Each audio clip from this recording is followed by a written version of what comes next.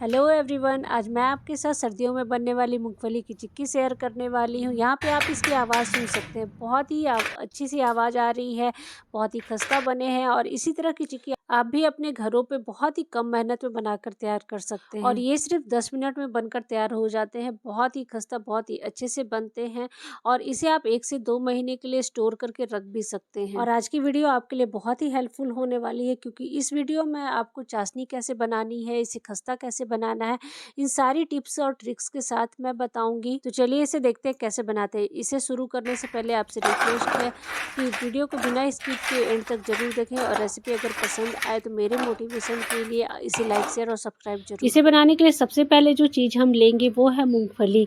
मूंगफली की चिक्की हम बना रहे हैं तो ये सबसे ज़्यादा ज़रूरी है। मूंगफली दो तरह की आती है, एक थोड़ी सी डार्क कलर में होती है और एक ये। तो आपके पास जो भी मूंगफली हो उसे आप ले सकते हैं। अब मूंगफली को हमें रोस्ट करना है, तो मैंने एक कढ़ाई को रख लिया और गैस को ऑन कर दिया। मूंगफली को पैकेट से निकाल लेंगे।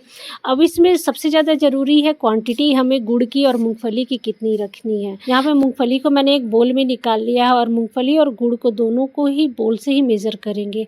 तो यहाँ पे कढ़ाई हमारा गर्म हो चुका है, तो जो मूंगफली हमने निकाल कर रखी है उसे कढ़ाई में डाल देंगे और इसी के बाद इसे हमें ड्राई रोस्ट ही करना है, कुछ भी डालने की ज़रूरत नहीं है। मूंगफली को रोस्ट करते समय गैस का फ्लेम लो रखेंगे और लो फ्लेम पे ही इसे रोस्ट करेंगे, क्योंकि ये बाहर से जले ना और अंदर से बहुत अच्छे से ये रोस्ट हो जाए। तो धीरे धीरे 5 से 7 मिनट इसे लगते हैं तकरीबन रोस्ट होने में, या फिर जैसे ही चटकने की आवाज़ आने लगे तो 1 मिनट के लिए और रोस्ट कर लेंगे। या फिर इस तरह से आप मूंगफली को इस तरह से रब करके देखेंगे और अगर छिलके बहुत आसानी से उतरने लगे तो समझिए कि मूंगफली हमारी बहुत अच्छे से रोस्ट हो चुकी है। और यहाँ पे आप इसकी आवाज़ भी सुन सकते हैं, इसमें से चटकने की भी आवाज़ आ रही है और थोड़े थोड़े से काले से स्पॉट भी आ चुके हैं। तो बस गैस को ऑफ कर देंगे और इसके बाद इसे निकाल लेते हैं अलग थाली में। थाली में निकालने के बाद इसे 3 से 4 मिनट के लिए ठंडा होने देंगे। जैसे ही थोड़े से ठंडे हो जाएंगे इसके छिलके बहुत आसानी से उतर जाएंगे और इसे दो दो दाल में हमें स्प्लिट भी कर लेना है। तो आपको लग रहा होगा स्प्लिट करना तो बहुत मुश्किल है, बिल्कुल नहीं। यहाँ पे आप देख सकते हैं मैं बेलन की सहायता से इसे बहुत आसानी से बस रोल कर रही हूँ और रोल करने के साथ इसके छिलके भी बहुत आसानी से उतर जाते हैं और ये दो दो दाल पे बहुत अच्छे से स्प्लिट भी हो जाते हैं। यहाँ पे मेरी मूंगफली थोड़ी सी ज़्यादा हो रही थी और उसके कारण वो बाहर निकल रही थी, तो मैंने थोड़ा सा कम कर लिया है। अब इसी तरह से रोल करते हुए सारी मूंगफली को अच्छे से स्प्लिट कर लेंगे। तो यहाँ पे आप देख सकते हैं बहुत सारी मूंगफली जो अच्छे से स्प्लिट हो गई है। तो सारी मूंगफली को इससे स्प्लिट कर लेंगे इसी तरह से और यहाँ पे बहुत आसानी से देखिए उतर रहा है। इसके बाद इसके छिलके निकाल लेंगे। तो यहाँ पे सारे छिलके मैंने निकाल लिए हैं और बहुत अच्छे से स्प्लिट भी हो गए हैं। हमारी मूंगफली चिक्की बनाने के लिए बिल्कुल तैयार हो गई है। तो अब चलते हैं चाशनी बनाने की तरफ। उससे पहले कुछ और भी प्रिपरेशन कर लेते हैं, क्योंकि जैसे ही हमने चाशनी बना ली ना तो उसके बाद बिल्कुल टाइम नहीं रहेगा कि उसे फैलाएं किसमें। तो उसके लिए मैंने एक थाली पे को अच्छे से ग्रीस कर लिया है और साथ ही बेलन को भी अच्छे से ग्रीस कर लेंगे ताकि इसे फैलाने में आसानी हो। थाली मेरी तैयार हो चुकी है। तो इधर मैंने गुड़ ले लिया है। गुड़ की क्वांटिटी भी जितनी मूंगफली है उतना ही रखें। इस रेसिपी में गुड़ और मूंगफली की क्वांटिटी सेम रहेगी, इसीलिए मैंने गुड़ को काट कर सेम बोल से मेजर करके आपको दिखाया है। और मूंगफली भूनते समय ही मैंने गुड़ को काट लिया था। अगर आपके पास गुड़ का पाउडर है तो उसे आप ले सकते हैं। अब सेम कढ़ाई को मैंने फिर से गर्म कर लिया है। उसमें डाल लेंगे 2 छोटे चम्मच तेल। तेल से हमारी जो पापड़ी है एकदम खस्ता बनेगी। तो तेल इसमें बहुत ज़्यादा नहीं, बस 2 छोटे चम्मच ही डालना है। उसके बाद गुड़ को डालकर मेल्ट कर लेंगे और तेल भी कोई भी स्ट्रॉन्ग फ्लेवर का ना डालें। तेल की जगह पे आप घी भी डाल सकते हैं या फिर रिफाइंड ऑयल डाल सकते हैं। यहाँ पे बातों बातों में ही हमारा गुड़ अच्छे से मेल्ट हो गया है। चिक्की के लिए चाशनी बनाते समय गैस का फ्लेम बिल्कुल लो रखेंगे और लो फ्लेम पे ही पूरी चाशनी को हम बनाकर तैयार करेंगे। यहाँ पे गुड़ हमारा मेल्ट हो चुका था। अब इसमें देखिए बबल भी आने लगे हैं, कलर भी एकदम लाइट हो चुका है। तो यहाँ पे आप सवाल उठता है कि हमें कैसे पता चलेगा चाशनी हमारी तैयार हुई कि नहीं। तो चलिए इसे चेक कर लेते हैं। इसे चेक करने का बहुत ही अच्छा सा ट्रिक्स है। तो इसके लिए मैंने एक बोल में पानी ले लिया है। इसमें चाशनी की कुछ बूंदें डाल देंगे और उसे कुछ सेकंड के लिए ठंडा होने के लिए छोड़ देंगे। उसके बाद हाथों से इसे निकाल कर देखेंगे। अगर वो टूटने के स्टेज तक पहुँच जाता है इसका मतलब चाशनी हमारी तैयार हो गई है। लेकिन यहाँ पे मैं दबा रही हूँ तो आप देख सकते हैं कि बिल्कुल सॉफ्ट है ये। ये टूट नहीं रहा है, तो इसे टूटने के स्टेज तक हमें पकाना है।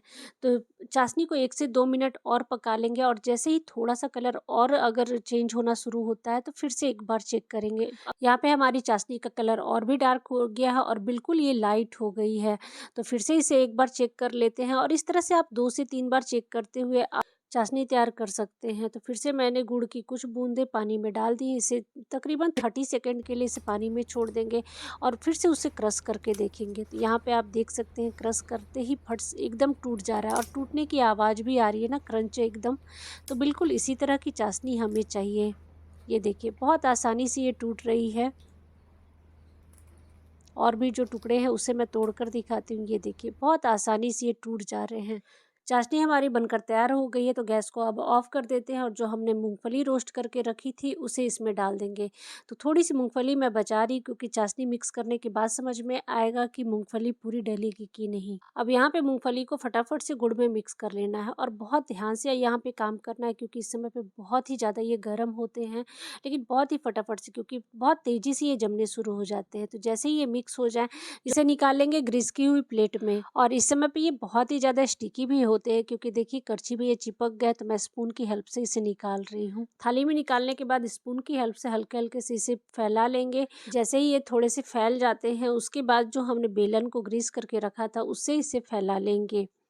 बेलन की हेल्प से हमें इवनली हर ओर इसे अच्छे से फैला लेना है और जितना पतला हो सकता है उतना पतला हम इसे फैलाएंगे। इस समय पे ये बहुत तेज़ी से जमने शुरू हो जाते हैं, तो बेलन की हेल्प से आप फटाफट से आप फैला सकते हैं। तो यहाँ पे आप देख सकते हैं कि सारी जो मूंगफली है सारी हमारी फैल चुकी है और जैसे ही ये अच्छे से फैल जाते हैं तो गर्मा गर्म ही हमें नाइफ़ की हेल्प से इसे कट लगा लेना है। तो ये कटने में थोड़ी सी दिक्कत होती है, लेकिन यहाँ पे हम थोड़ा सा गर्मा गर्म हम कट करेंगे तो निशान पड़ जाते हैं और लास्ट में इसे तोड़ने में दिक्कत नहीं आती है और इक्वली एकदम स्क्वायर पीसेस आपके निकल के आएंगे या फिर जैसे भी आप पीसेस करना चाहें। तो यहाँ पे इसे मैंने कट भी लगा लिया है। अब इसे कम से कम 4 से 5 मिनट तक ठंडा होने के लिए रख देंगे ताकि अच्छे से ये क्रिस्पी हो जाए। यहाँ पे आप इसकी कलर देख सकते हैं कितना अच्छा से शाइन कर रहा है ना। तो जब तक ये ठंडे हो रहे हैं हम कढ़ाई को साफ़ कर लेते हैं। चिक्की बनाने के बाद कढ़ाई को साफ़ करना एक अलग ही टास्क है, लेकिन बहुत ही अच्छा सा ट्रिक्स है। इसमें आप पानी को गर्म कर लीजिए और उसी गर्म पानी से बहुत आराम से ये साफ़ हो जाते हैं। यहाँ पे आप देख सकते हैं बहुत अच्छे से ये साफ़ ही हो गए हैं और बिल्कुल भी मैंने इसे स्क्रैच नहीं किया है, बस करछी की सहायता से पानी चारों ओर मैं फैलाते गई हूँ, तो बस उसी से ये साफ़ हो गई। इधर चिक्की भी हमारी अच्छे से ठंडी हो गई, तो इसे निकाल लेते हैं।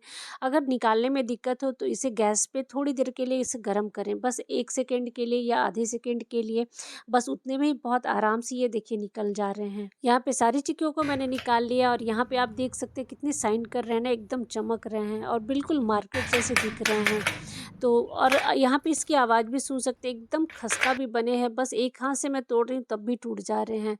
तो इसे खाने में बिल्कुल भी दिक्कत नहीं होगी, चाहे बच्चे हों, चाहे बड़े हों, चाहे बुजुर्ग हों। ये देखिए बहुत आसानी से ये टूट रहे हैं और गरम रहते हमने जो कट लगाया था ना उसके चलते बहुत अच्छे से स्क्वायर पीसेस में ये टूट रहे हैं।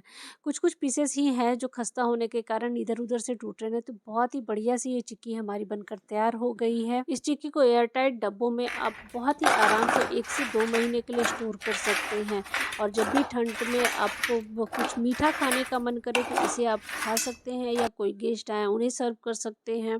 बहुत ही बढ़िया सी चिक्की बनकर तैयार हो गई है, तो आप भी इस रेसिपी को इसी तरह से ज़रूर ट्राई